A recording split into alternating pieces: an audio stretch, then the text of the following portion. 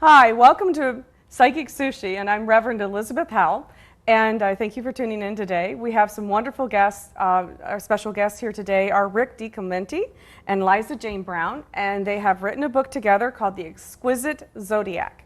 Welcome. Thank you for having us. Thanks for coming today. I was so excited when we were able to get you booked on. And your book, The Exquisite Zodiac, is just a fabulous book. Thank you very much. And to top it off, you guys are #1 on Amazon. #1 rating. #1 ratings. In astrology. In astrology books. And I think that's fascinating because astrology lately has kind of been taking some back burners to a lot of the other, arts and psychics and stuff like that. Most of the people who are getting television nowadays are like the John Edwards and the Long Island mediums, and astrology seems to be kind of been put on the back burner, but astrology is my #1 love. And so when I got to talk to you and I said, I've got to have this guy on, it was wonderful that you agreed to come on today. Now, the Exquisite Zodiac is definitely a kind of not a layman's term, but it's definitely kind of demystifies a lot of things about astrology, and it kind of brings things to kind of where you can understand it a little bit more. You can understand the signs and the characteristics. And explain why you started to write this book and why you did. Well, it's funny you say that because on our website it says right there, demystify yourself. We've both been at this about 37 years, and I've been at it much more actively, whereas Liza has been a heavy-duty reader, reading all the books, doing great research, and then we kind of fused together, and I realized that I just could not keep reading and reading for people and people and people because it wears you out. And I realized I was getting up in years, and I needed to start to put it on paper. And we had come together when the great era started in 2008. We wrote in 2006 about the era of Pluto going into Capricorn, which is this heavy era that's upon us now through 2023. So in 2006, we came together and penned an article together for a Pittsburgh magazine. And then I had the Exquisite Zodiac working in my mind for 35 years. Because I don't read much. I read from people. I read from experience. I read from exchange with folks. So the original title of the book was to be Pisces, the ultimate sign, but not in the sense that it's better than somebody else. But this story is not just about signs in this book. It's a story about how the zodiac grows through the 12 signs until the final stage of Pisces, which is the selfless stage. So we changed the name at the last minute thinking that people might not understand it. And then I was given the name of the Exquisite Zodiac, just popped in my head. And what I mean by exquisite is not just like pretty like lace. It means that the zodiac is very, very complex. And what happens in one part of the zodiac is referred over to another part of the zodiac. And it's just a magical design. And we tried, the main thing about the book that we wanted to say was hundreds of authors have talked about how your sign is, what it's like, but nobody's talked about why. Why is each sign the way it is? Why? Why is a Scorpio intense? Why is a Cancer sensitive? Why is a Taurus down to earth? That's what we focused very heavily on and kept it very simple. Yeah, absolutely. And I think it does. A lot of people, I have found most people know their astrological sign. Even if they go, do you mean you're my, it's Pisces. I mean, they know that, they identify with that sign. But then from there, they seem pretty clueless. Well, most people are, because it's very hard. It's very hard to do because your sun signs this much of you. Right. And as Liza wrote in the book, in the introduction, we're made up of, most people have 4 or 5 signs in them. Right. Most people. Very few have 2 or 3. And she was explaining about, like, our friend Mike. Yeah, well, what most people don't understand is that we all have all of the signs and symbols of the zodiac in our charts. But we have usually maybe 3 or 4 really strong themes. When people over-identify with their sun sign, they're really missing large parts of what their astrological chart is composed of, which reflects our true identity. We're all a lot more complex than, as you know, than just our sun sign. But yeah, what Rick is referring to is we, when we were in the early stages of the book, we had been to a dinner party, and there was one of Rick's students at the party who just started studying, and he was getting his mind blown by everything that Rick is talking about here. And he just said to everybody, he said, once you really learn about the archetypes of the signs of the zodiac, then you just forgive everybody, because you understand why they're the way they are and why they're doing what they're doing. Well, one of the main things you said that he's really stressed here, we're not talking about the Gemini you know, the Gemini that's your mother, the Taurus that's your mother. The book is about the archetype. When you have a room of 15 Aries, the archetype is that thing they all share. They're all different, of course. Some are more like Aries, some are less. But the book is about the Aries impetus itself. That's what we mean by archetype. The Virgo essence, the Libra essence. That's what it's about. Yeah, wow. And I think that it's very helpful for people to better understand themselves. Yes, it is. And I think that through reading this book, I think it can help a person better understand, you know, from the time they're born and then the archetypes. And as I understand, you go into the growth. As Yes. we grow, as we get older, as we emerge, as we learn lessons in our lives, and we see how we, you know, move from our archetypes, you know, one archetype to the next. I think that's very fascinating. Okay, well, Rick, how long have you been doing astrology and studying and teaching? Well, I started studying in '78, and about '81 I turned professional, and then on the radio in Ohio for a couple of years, small station. Then I taught off and on, raised a family, etc. But I kept my fever. I mean, every napkin I had in the house had charts written on it. All the walls had charts. I mean, I just never stopped looking at charts. So you started in old school. Did you have to do all the All math? pencil, Oh, yeah.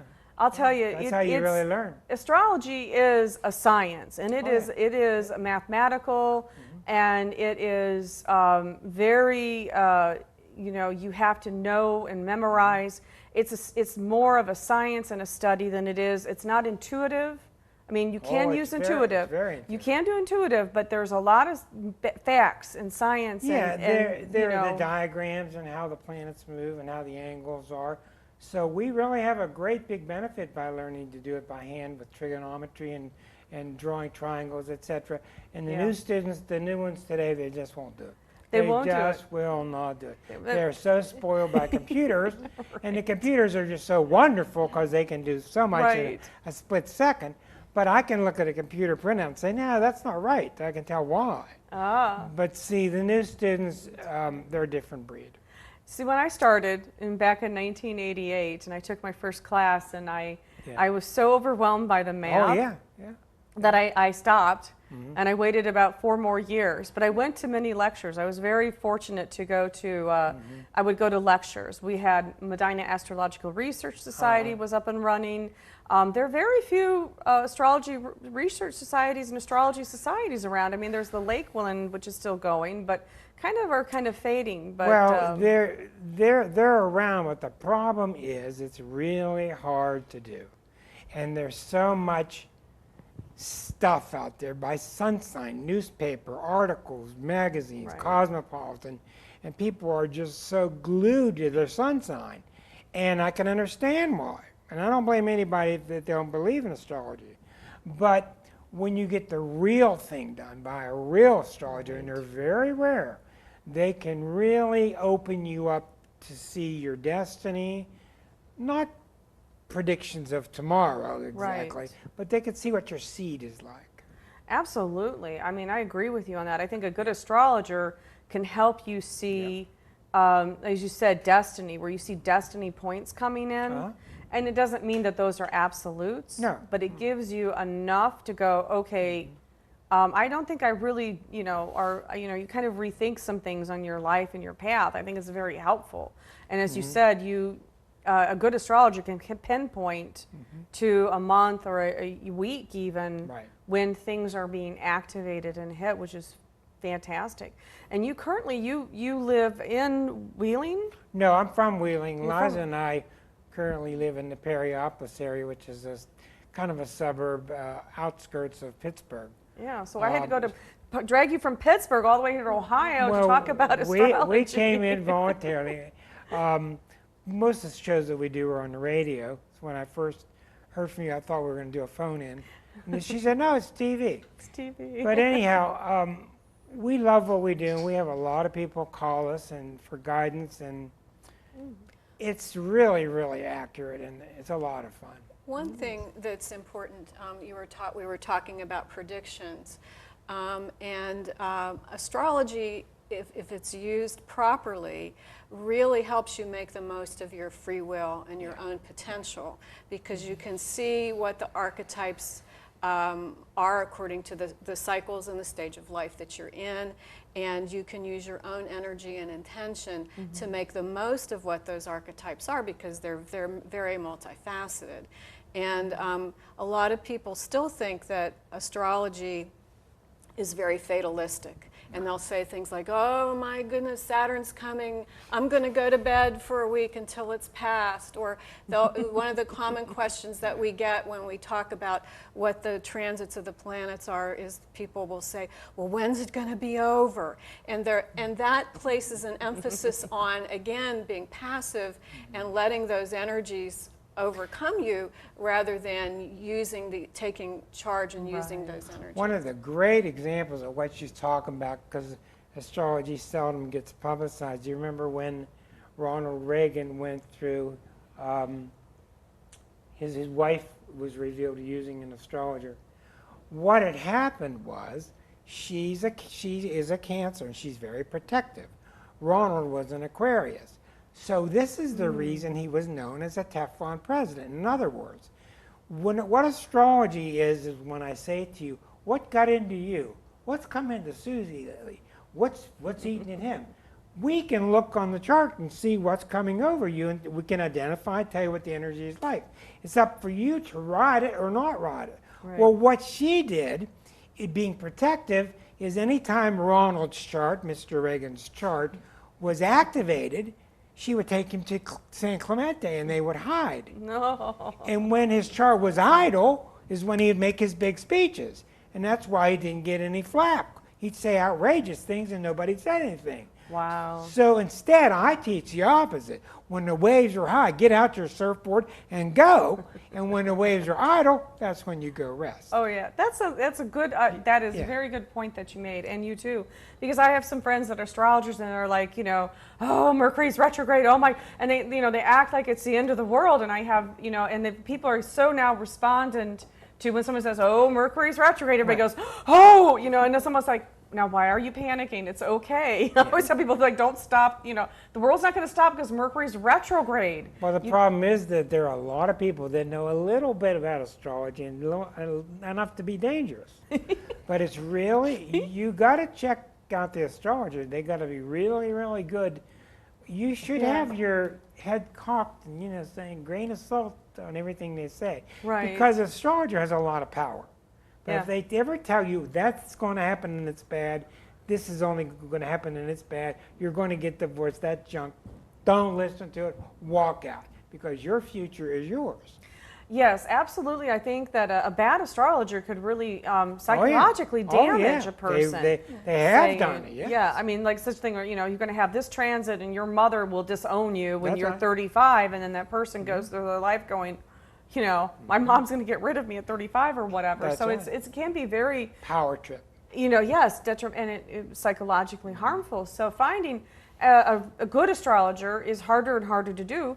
But getting your book is the beginning of a journey. I think it's the beginning of an education for the people out there, and I think it's I found a lot about helpful, better understanding, like you said, your friends too. Yes. Just better understanding people around you. And again, we're made up of all these different Explain your chart a little bit. Let's Okay, look at this well, beautiful chart here. This is the zodiac itself. And I know we have a couple members in the audience who are Tauruses. And what that means is that the sun spent 30 days going through Taurus. And one of those days when the sun was going through the sign of Taurus, they were born. And basically, if you lined up the earth with the sun, and it would point to the constellation of Taurus. But what most people don't know is your Mars might be here, your Venus might be there, your moon might be here. They all move around. They move at different rates. Some of them go backward and then forward. They're scattered, and then the whole chart itself rotates. So it's very complex at first to understand. So when you're born, we use your birthday and your birth time and birth city, and the computer gives us an exact map of exactly where the planets were the minute you were born. And you were born when you had to be born. No accident. You were born when you had to be born. The soul has its purpose, and it's expressed in that chart. So we take the chart, and through doing hundreds and thousands of charts, you can see this person's got a talent for this. This person has restricted energy here. This person's very excitable. This person's very, very emotional. It doesn't mean they're going to tilt because of it, but you know, I get a lot of grandmothers call me, oh, I want to see the chart of my grandbaby. Well, I on purpose will not tell them much, because I want them, first of all, I could be wrong. Secondly, I want them to have the thrill of watching their child. But I will find out tendencies that the child has. Yeah. And gently is very important how you talk to the client, as you know. I agree. You've got to be so careful. And I'll give them tendencies. But you can tell a client 99 good things and one thing that's semi-warm, and they'll come back a year later with one evil memory. Right. That's just human nature. Don't tell me anything bad. Well, you need to point out their tendencies. Right. Same with tarot or psychic. Oh, absolutely. No, I agree with 100%. And also, you know, I would agree with the telling a grandmother, like you said, who wants to see the birth, because you don't want them to Lose it. Yeah. influence in some right. fashion That's right. or push something that maybe, like you said, you may see one little thing and they're going to emphasize that with that child. Well, that child was born under, or the whole thing, born under a bad sign, you know, bad to the bone, and then, you know, that child's going to be like... Mostly what I do now is I believe Spirit knows that this planet is in trouble. Nah. They are here to help us. I'm not going to get far out about woo-woo. They know, whether it's spirit guides or God or whatever you want to call that word. And now, if people cannot turn into healers fast enough, everybody's dropping everything and becoming energy healers. It's just unbelievable. And what I do now, and Liza does too, we pride ourselves in long discussions with the client. We bring out the symbols that could mean this, could mean that. Then when they start talking, you start to talk the same language after a while. Then you start to feel, wow, we're really agreeing. So what we end up doing is two things. We end up confirming, yes, you're on the right track. This is right. Because people have so many voices in their head, different thoughts, different moods. People are nervous about following this or that. But they know what they want to do, and the chart verifies it. So we validate it. Say, yeah, you're on the right track. Go ahead. And the other thing that we do is we give them a hint of what the destiny's like. Give them a hint of what the flavor is like. But the best thing I can do, and I'm sure you too, is send them home with a connection to their inner self. Right. To their God, their source. So if the reader is all hung up, but you come back, now you come back, I'll get to read for you again. Don't do it. But if the reader is sending you on your way, Right. making you stronger, that's the one you want. Right. You must see it a lot. I do. I do see it a lot, and I agree with you. And, you know, like you said, that's the important thing is you're helping. Oh, yeah. And it's some transpersonal, but yet I like how in the book, though, you have everything so understandable. Not a lot of astrology. That's hurtful. That's not a lot. When I say astrologies, is astrologers have a tendency to speak a language that people tend to go, huh? Well, yeah, that's exactly right. And you go, Right. you know, oh, my sun, you know, my Uranus is transiting this, or my sun or Venus is, you know, and people go, huh? You know, what are you talking about? And I'll have people do that to me. They go, or some people go, now in real English now, Well, what does that mean? I put down the main ideas and wrote the draft. And when I gave it to Liza, Liza was such a perfect person to work with because she has a tremendous, not only she has tremendous knowledge of astrology, but she and I just match the way we see it. And then she's got the very strong Aquarian mind, the ability to concentrate and stay focused. And it took 3 years. It would literally, some nights would be one whole night on one paragraph to get the words smooth, to get it just right. And we try to take the heavy stuff. Now, the new book that's coming, we'll talk about later, but you have things to say about that? Yeah, I just wanted to say that I'm so glad to hear you say that and reflect that it's easy to understand, because that was our goal. We wanted to write something that was respectful, number one, of astrology, that wasn't going to be superficial like the Cosmo Girls bedside astrologer, that was going to be really respectful of astrology because it's a very profound subject. But we also wanted to respect the reader. We didn't want to dumb it down for the reader. We wanted to make it very, very approachable and comfortable and useful.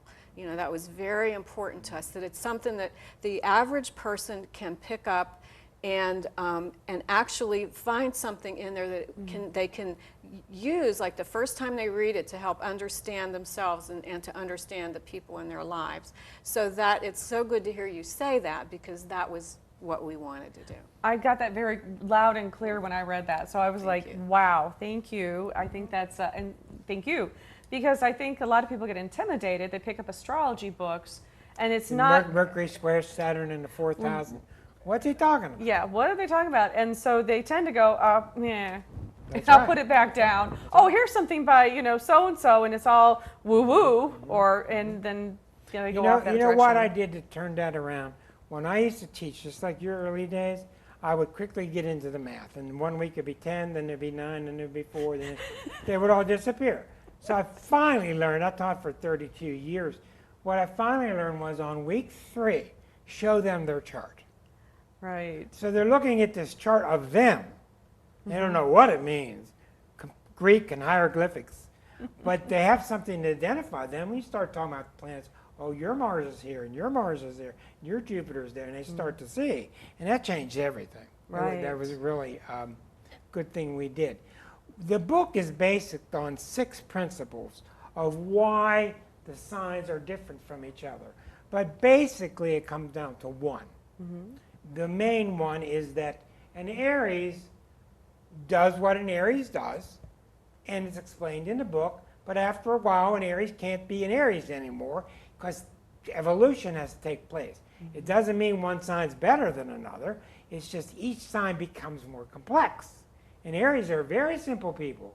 They see it, they want it, they do it. Don't get in my way, I got to go there. Very simple. Taurus comes along and Taurus says, well, it isn't that simple. Let's just slow down. Let's plant some roots. Let's go out in a garden. And you can see the soul, if you will. The soul grows through each stage. And the book is very heavy about the Aries turning into the Taurus, turning into the Gemini toddler. And the toddler is restless. Why? Turns into the Cancer, and the Cancer becomes emotional, sensitive, family. So you see your first 4 elements are represented here. The fire of Aries, the earth of Taurus, the ideas or air of Gemini, the water of Cancer. That's what these letters in the middle mean. And it just keeps going round and round, and the soul becomes more and more complex. But the book tells you why the sign is the way it is. And there was a chapter in there that I struck, but it's basically told anyway. It's each sign can do what it can do, and it can't do what it doesn't do. You have a basic nature. And that's why in the message is, stop hassling each other. That's, you know, an Aries and a Taurus Or a Taurus and a Gemini will be fighting like cats and dogs. They'll come see me, and I'll tell the Taurus, let the Gemini go down to the flea market. That's what they want to do. They want to waste time. They're not really wasting time. That's how they move. Tell the Gemini, look, he wants to stay home with his remote control, and he wants to watch the same reruns and leave him alone. She says, okay, I'll go by myself. They hear it from me, different story. Right. So it comes down again to learning your essence, and that's what we stressed in the book. Yeah. Now, what do you find, you know, as we talk about the signs and everybody, what signs how do you talk about relationships? Do you feel that certain signs get along with better certain I signs? really don't like to focus on that at all. It's very misleading, and it's overblown. You see, that's what the internet's looking for. They want to make money on your loneliness. Well, that's true. Everybody that comes to us is coming for one reason. Two reasons. They want intimacy, and that's second. What they want is their life direction. They want to feel that they're good. I was just going to say, first of all, when you do start doing relationship work, it's really not as simple as saying, again, you're talking about sun signs, well, how well do Scorpios get along with Cancers, for example, because as we've been talking about, the chart is very, very complex, and that type of analysis takes some really serious work on the part of the astrologer and the people. But the other thing is, and I think what Rick was getting at, and he can elaborate, is that the important thing is your own growth and your own person and knowing yourself well and using those energies well. And when you are more integrated that way, then you're going to be much more prepared for a relationship and be a much better judge of the kinds of relationships you want to have and the people you want to have. And that's why the second book, which has been given to us, is to be the Intimate Zodiac. And the third book will be a trilogy, will be the Infinite Zodiac. The infinite will be about quantum mechanics and astrology and holography. But the intimacy is not about relationships. It's about how intimate these energies are inside of you. They're just right there. You know, people tell me, I told them this and it went and happened. I'm not shocked at all. I totally expected it. But in the zodiac, for example, my brother who's passed away was a Pisces, and he had 5 planets in Leo. You would never know that. He was very Leo-like. So if you tell him, well, Pisces get along with Scorpios and they get along with Cancers, well, maybe not him.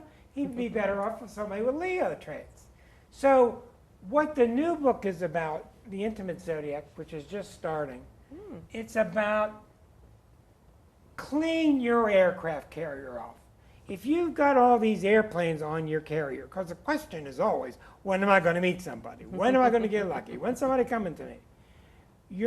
If you draw somebody to yourself when you're carrying baggage, you're going to draw a codependent relationship. You might be happy for 2-3 weeks, and then boom, you didn't give me what I needed. But if I can work with you and you get the airplanes off the deck, the airplane's the guy coming to you. He tries to land on the aircraft carrier and he sees all the baggage here. He takes back off. But he comes to see you and you've been doing your internal work and the aircraft's nice and clean. That's when it comes. And it's unbelievable how fast this happens. Almost to the day, sometimes to the minute that you let go. Let's say you're hanging on to some boyfriend. And you go on and you won't let go. You know how relationships die hard. The minute or the day that the person says, I've had it, that's it. Self-respect. It's just unbelievable. And that's the real essence of the next book. Yeah. Would you agree? Yes, yes. Would you agree with your work? It must be very similar. Oh, it is. Because you must get that all the time. We get, yeah, well, you know, when someone comes to get a spiritual consultation, a spiritual consultation. Yeah, we basically, you know, most people want to know, you know, relationships. It is a big deal. A lot of people, and these times, I believe it goes back to me, it's, you know, Pluto and Capricorn and Uranus and Aries and everything that's going on is that, People are struggling with independence, That's doing right. what I want to do, That's right. but also being in a relationship, which means you have to compromise and sometimes have middle That's right. ground with somebody. And it's a struggle. And also I found a lot of people are dealing with people who are not walking their talk, and that's just my thing. That's it. It's, you know, people say one thing and they do another. Well, why did my boyfriend, he told me he loved me, he was going to give me a ring, but I found out he had a girlfriend and he was getting ready to leave me. And, That's up you know, to her. right. And so we have a lot of that. I mean, to me, I see a lot of that. Especially being a Scorpio, and you respect courage. That's what the planets are doing right now. Yeah. In the last couple of months, the planets are, you either learn to stand your ground by yourself, or I'm not helping you. You know, for the last, since '08, this all started in January of '08, the planets have been warning us, warning us, warning us. You're seeing it at a national level, global level. You got to be responsible. What does it do? It points out all the corruption. You haven't seen any corruption lately, have you? None at all. I mean, it's just everywhere you look. Well, that was the Grand Square that we had back That was a big part of it. But what the planets are doing now, they're saying, look, you're going to have to be responsible for your own life. Mm-hmm. And we're seeing so many people that they can't hide anymore. You must be saying it. They have to pick up ownership. Is there another way of putting this? No, I was, that's great. And I was just going to add that a lot of us also have spent a lot of time trying to help people Yes. get through these times. But it gets to the point where that people have to take responsibility themselves, as Rick was saying. Yeah. And there's not a lot that you can do at certain times other than pray for people and wish the best for That's them, right, because they have to accept Here's one of the responsibility. real shocking things that I've really noticed. We are trained as astrologers. Here comes this planet. Here comes the boat down the rapids. You better get in that boat and ride without asking questions, or you're going to stay on the shore and dry up. That's not what's happening now. It's evolving. What's happening now is people are coming to me and I'm seeing it, you're now ready. You're now ready to get in the boat. Don't worry, you're ready. People are becoming stronger. They're becoming more individualistic. Even though you see so many junk shows on TV, people are getting stronger. They're divorcing now for better reasons than in the 80s. They divorced because, oh, you bumped into me. Well, I don't want to work at this thing. Now they're divorcing because the relating has stopped. There's nothing, we're not relating. Right. It's not there, which is a healthier reason. So people are really, on the good side, people really are evolving. And they come to us and we just sit there and say, check mark, check mark, check mark. You're doing the right thing, you're ready to go. And do you see that with your style? I do. I also feel that my personal opinion has been, I feel, since the third Grand Square, the Grand Cross that took April place, 23rd. that I feel that we've had to make choices. Yes. Either we have to choose what kind of reality we want to be That's in. right. Either we're going to be in a love-based reality, or we're going to be in a fear-based reality. Yes, that's So we choose to move either, and when we find that ourselves buying into the fear-based reality, that we have to step back and actually find that love-based reality and stay in it, especially when dealing with people, dealing with situations. When you're listening to people's conversations, I've noticed more so myself that either someone is constantly talking in a fear-based, That's right. reality. Right. Oh, did it happen? And oh, I'm so, this is going to go bad. Everything's going bad, bad, bad, bad. It's all fear. Jealousy is fear. Anger is fear. All the negative human emotions basically are based in fear. So sometimes you just having to get a client to step back and go, when I ask him, everything you said right now is fear-based. Where's the love-based? You have to choose and find that love-based reality. All right, I'm not getting along with my husband, but I do love him. Okay, but I don't have to put up with, Right. whatever. But we have to come here. We have to make decisions and be more centered in our heart, Right. and come from a love-based decision-making process and not buy into the fear. That's what I find. There are three distinct things happening with astrology. You're talking about the Saturn's effect in Scorpio the past 2 years. Yeah. And Saturn in Scorpio is, haven't you noticed it? Look, you're out of slack. No more warnings. Own it, do it. This is your stuff. Tough stuff. Saturn is stern in Scorpio, including own. You love it, love it. You hate it, own it. But the big thing is this, in April 23rd with the big Grand Cross, Right. that was mainly a Uranian in Aries. Right. So what happened was shocking, because we talked about it, and all the astrologers in the world wrote about it. But Yeah. what happened was this. When Aries people come to me, they know what they want to do. What's the problem? They can't understand other people that fuss with themselves. Why don't you know what you want to do? They can't understand it, but other people are not Aries. Well, during the Uranus in Aries coming out of April 23rd into May, this happened everywhere. 7 billion people on the planet, across the globe. All of a sudden, these people were coming to me saying, I know what I want to do. I'm going to go do that. I'm going to go hang a shingle out. I'm going to go do that. Well, they never did that before, because before they'd say, well, I'm thinking of going to grad school. What do you think? Well, I'm thinking of buying a taxi. What do you think? I'm thinking about doing this, moving to Guatemala. What do you think? But once April came, everybody was sure of themselves, which was shocking, and I realized that we all turned into Aries for a couple months. We all became more hard-headed. This is what I want to do. What's the problem? Let's go. The third thing is coming, and I've been writing about that too. Oh, yeah. The third thing is the big Neptune coming. It's in February. Oh. 6 planets are going to be in Pisces. Oh, yeah. 6 planets are going to be in Pisces. So what that means is more download is coming. Don't Yeah. take this for granted. We're becoming psychic. We're becoming intuitive. We're becoming healers. We're opening up these channels. You know, we don't want to watch John Edwards do it. We want to do it. And Yeah. it's a beautiful thing. Don't you think that's coming? But I think that astrologically it's those 3 energies. What do you think? I agree with you, yeah, and it does relate to what you're talking about of fear versus love. And I think that's a really, really simple distinction for people to understand. And you're right, you can use that to judge, to figure out what's happening in almost any situation, Yeah. and make changes if you choose to do so.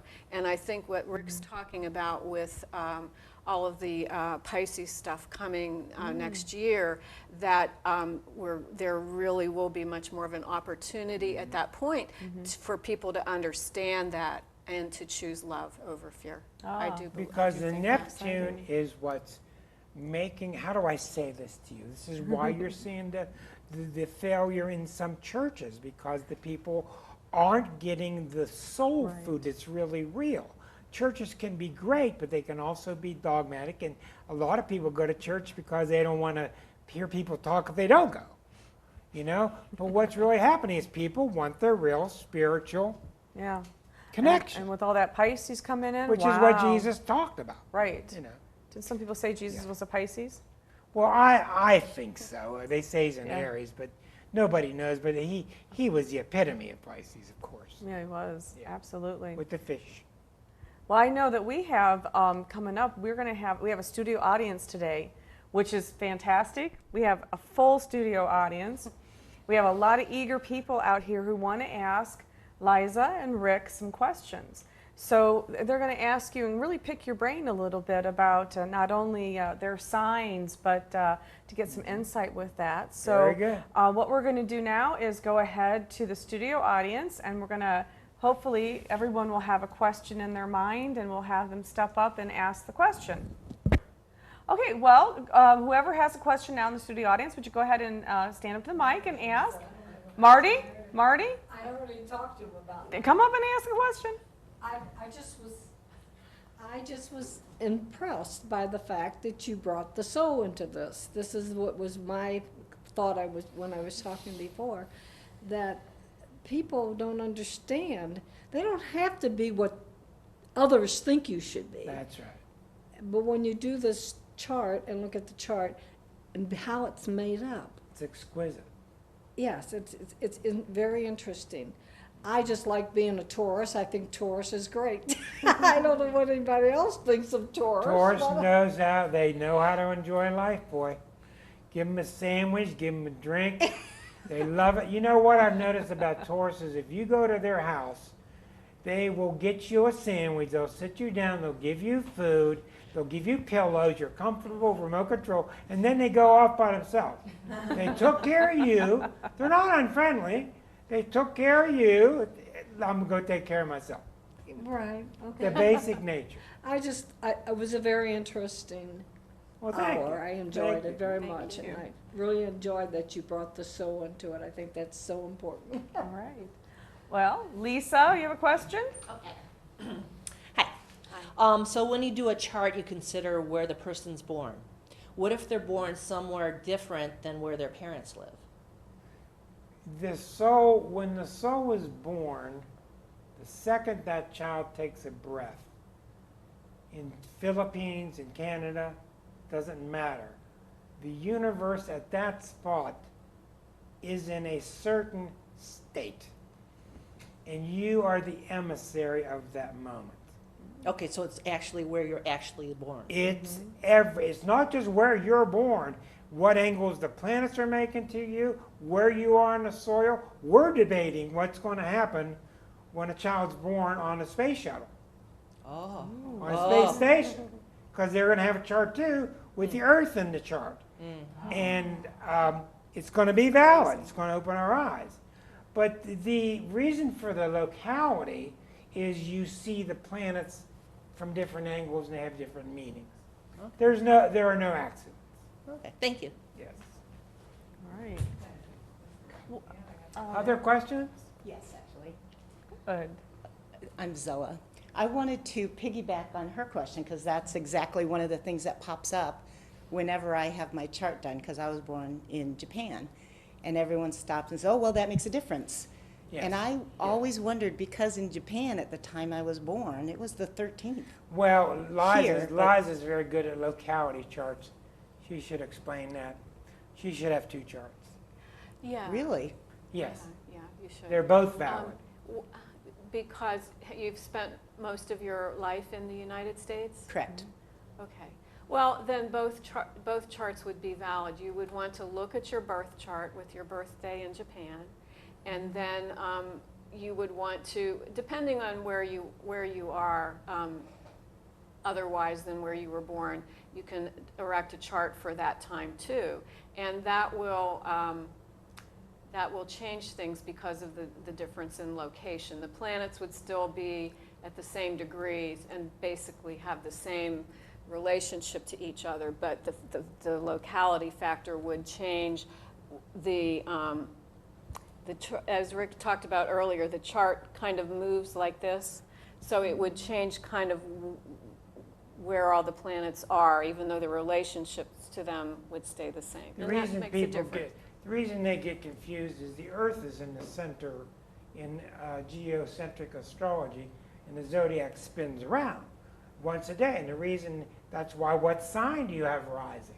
Here's the ascendant when you're born. That's exactly the horizon. Planets above you can see, planets below you can't. That whole chart spins because the Earth is in the middle spinning. And one of the fascinating things, I'll make it fast, people come see us on their birthday. Because when you do a birthday chart, it's called a solar return. Say you're born May 5th. Every May 5th they come to see me. Well, I do a chart for Pittsburgh May 5th, and it'll talk very clearly about their next year, what it'll be like. Well, some astrologers, you may not believe this, some astrologers say they're in Phoenix, Arizona. They don't like the way the planets look on their birthday.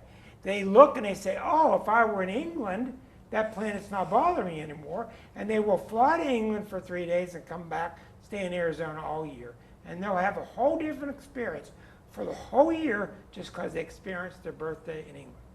Yeah, so say if you were born in Japan, it would have placed Saturn in a very at a sensitive point, and Saturn would, for example, make you maybe a lot more conservative, quiet, very practical about things. But then you come to the United States, wherever you would be, and it might be Jupiter that has a more prominent placement, and that would make you much more outgoing, generous, fun-loving, spontaneous, Right. that kind of thing. So it does make a difference. You should have both charts Yeah, by both. your side all the time, because when something's a lot of times, events happen, we look at a chart, we can't find it. Well, there are many reasons for that, but a lot of times it'll show up in the other one. So, Yeah, based on what you just said, my father was in the military. yeah, So we moved back and forth across the Right. states. right. And You does should it have a matter chart. where you were for the longest period of time? No. Or does that really just reflect? No, when you're in that city, there's a whole science called astrocartography. There, where would I be most successful? Why I live in Pittsburgh and I don't like the feeling. Why I go to Chicago and I love it there. So there are actual maps. You can hire this service called astrocartography on the web, and they will analyze what cities are good for you for creativity, which ones are better for love, which cities doldrums. So the place has a lot to do with it. If something significant happened to you when you were living in Omaha, Nebraska at age 13, you would get insight into that from looking at your birth chart, but you would get more insight from looking at the chart if it were relocated to that date and place. If you wanted to look at what's going on with you now, you would probably want to look at your birth chart in Japan, and you would want to have your chart relocated to where you live now. A real good example is Liza spent a week, she's from Uniontown, Pennsylvania, she spent a week in Barcelona. So before she went, she looked up what would it be like her birth chart if she were born in Barcelona.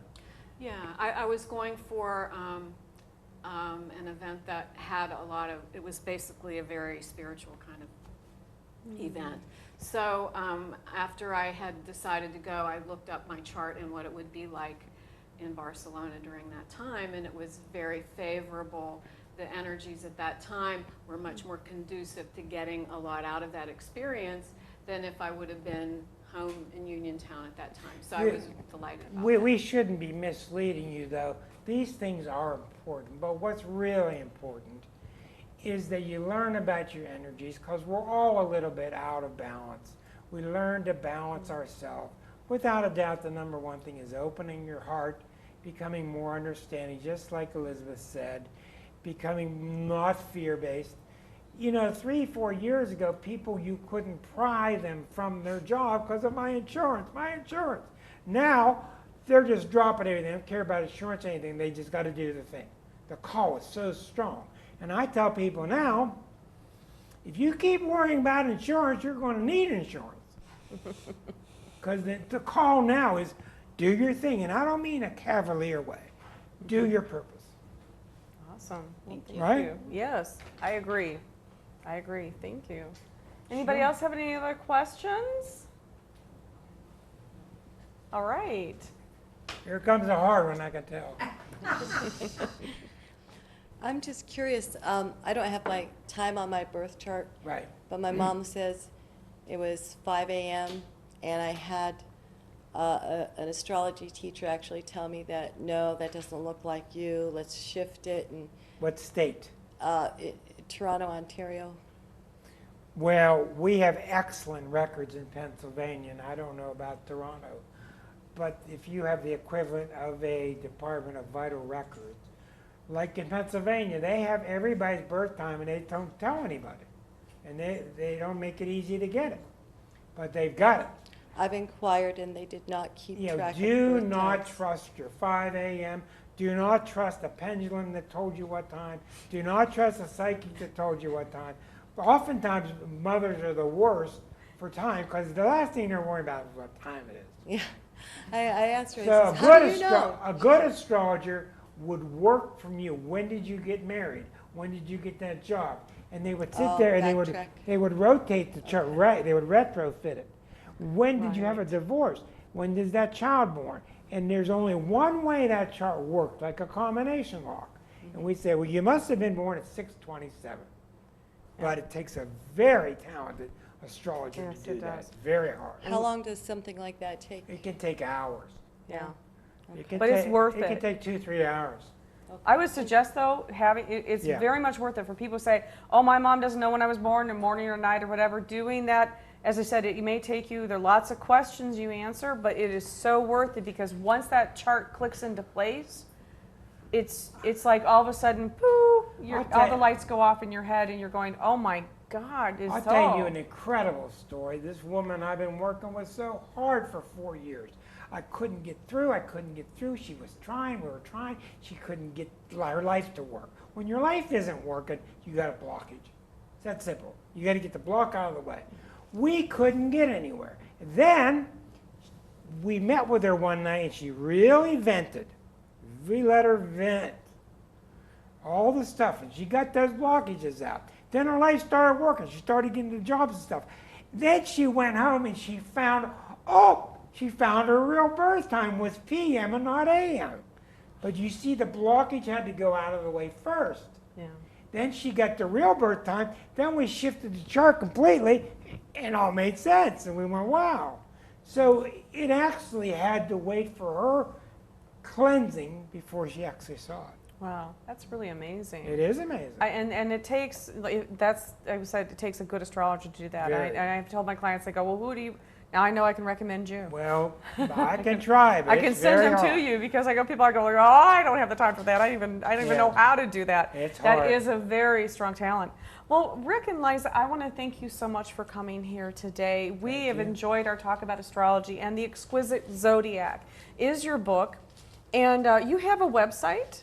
We have a website called Star Self, like myself, yourself, is starself.com. And we're proud that the book is doing well, and we encourage you to check it out. Well, I like to say that Rick does keep up with current things that are going on in the newsletters and on the Yes. website. Oh, So- Yes, yeah. and on the newsletter, on the website, you can sign up for free newsletters. And I try to write once a month about current events. And Liza writes some awesome stuff too. Yeah, those are fun. I love getting newsletters from, astrologers and free, online. You get them, they come in and you go, you put that in your mental piggy bank in the back and move forward. And you have another book coming out, so we're going to look forward to that. And you do, you're out and about. People can catch you in many different locations. So I'm sure that if you go to his website, you can find out where he will be to talk to him, pick his brain a little bit, find out more about the astrology. And again, the Exquisite Zodiac. And Liza, thank you so much. And Rick, and well, I'm Reverend Elizabeth Howell, and I want to thank you and my wonderful studio audience that came out today. If you would like to be in the studio audience, you can contact me through elizabethhowell.com, and you can email me, and we'll let you know when we are taping, because we love to have people come down and be part of the studio audience, like our lovely people who are here today, and we really appreciate it. So we want to give everyone a good hand. Thank you for coming today. And again, I want to thank you, Rick and Thank Liza, for being here. And catch the book on, I believe, on Amazon, Yeah, right? it's there. The Exquisite Zodiac. So again, this is Psychic Sushi, and thank you so much.